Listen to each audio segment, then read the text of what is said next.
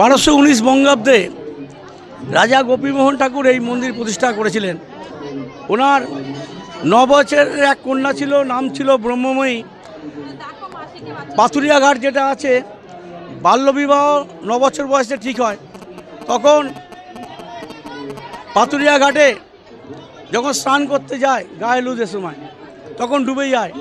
তখন গোপীমোহন চারিদিকে যখন কান্নাকাটি বলছে, তখন 3 দিন পর গোপীমোহনকে স্বপ্ন দেন, আমি তোর কাছে মেয়ের রূপে গেছিলাম, মুলাজোরের যেখানে মা আছেন এই জায়গাটা মেনশন করে দিয়েছিলেন, ওখানে গিয়ে খোঁজ, জঙ্গলে আমাকে পাবি, তুই আমাকে ওখানে মা রূপে প্রতিষ্ঠা করবি, মন্দির প্রতিষ্ঠা করবি এবং পুজো আশ্রা শুরু করবি। আমি ওখানে খুব কষ্ট হচ্ছে, আমার পুজো আশ্রা হচ্ছে না।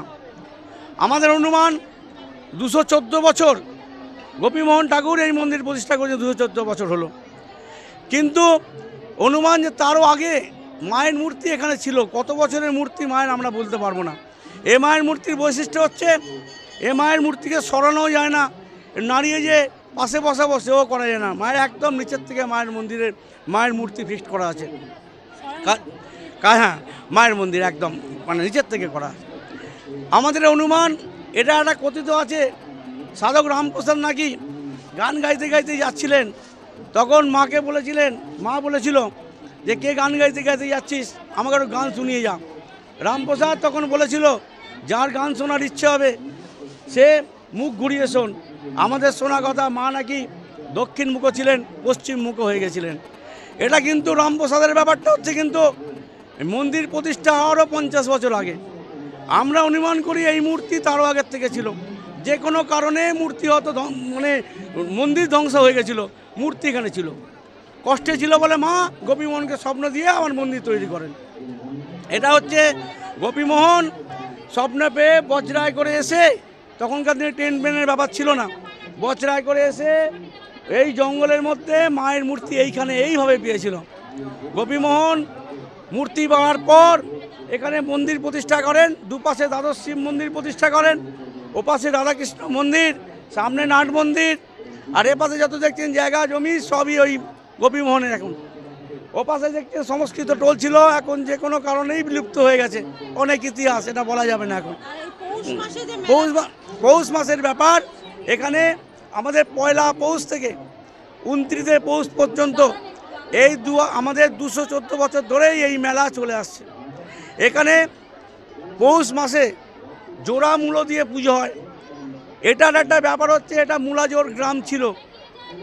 যে কোনো চাষিরা এখানে নানা রকম মূলোর ফসলটা বেশি হতো। মূলো পুজো দিয়ে মায়ের কাছে দিয়ে তবে চাষিরা তাদের মূলো নিয়ে করতো, ব্যবসা শুরু করতো। এটাও একটা ব্যাপার আছে। আর মুলাজোর নাম, এই মূলোর ব্যাপারও আছে বলে আছে। আবার মুলাজোর নামের একটা অন্য ব্যাপারও আছে, সেটা হচ্ছে এখানকার নায়েব ছিল জহর মোল্লা।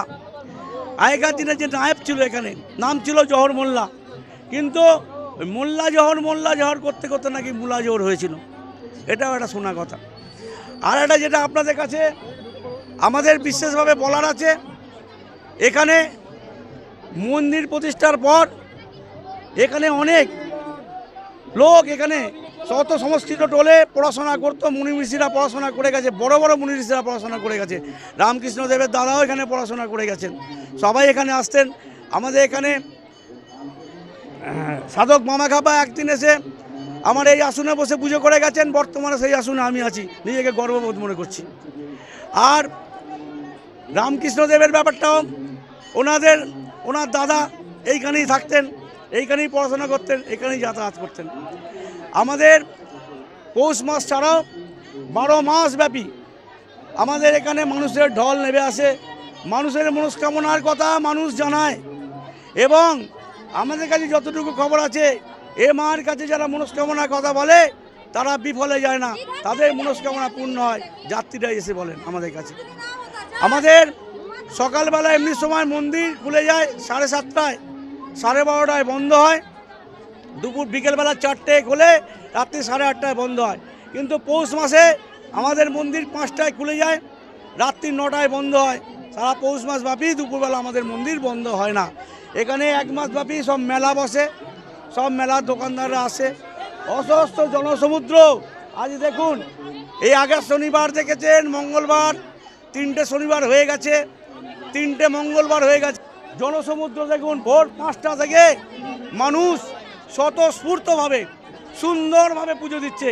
আমাদের স্বেচ্ছাসেবক দেখুন চারিদিকে ঘিরে রেখেছে, প্রশাসন দেখুন আপ্রাণ চেষ্টা করছে যাতে একটা কোনো রকম কোনো গণ্ডগোল না হয়। মানুষ স্বতঃস্ফূর্তভাবে পুজো দিচ্ছে, শান্তিতে পুজো দিচ্ছে, নিজের মনস্কামনার কথা বলছেন।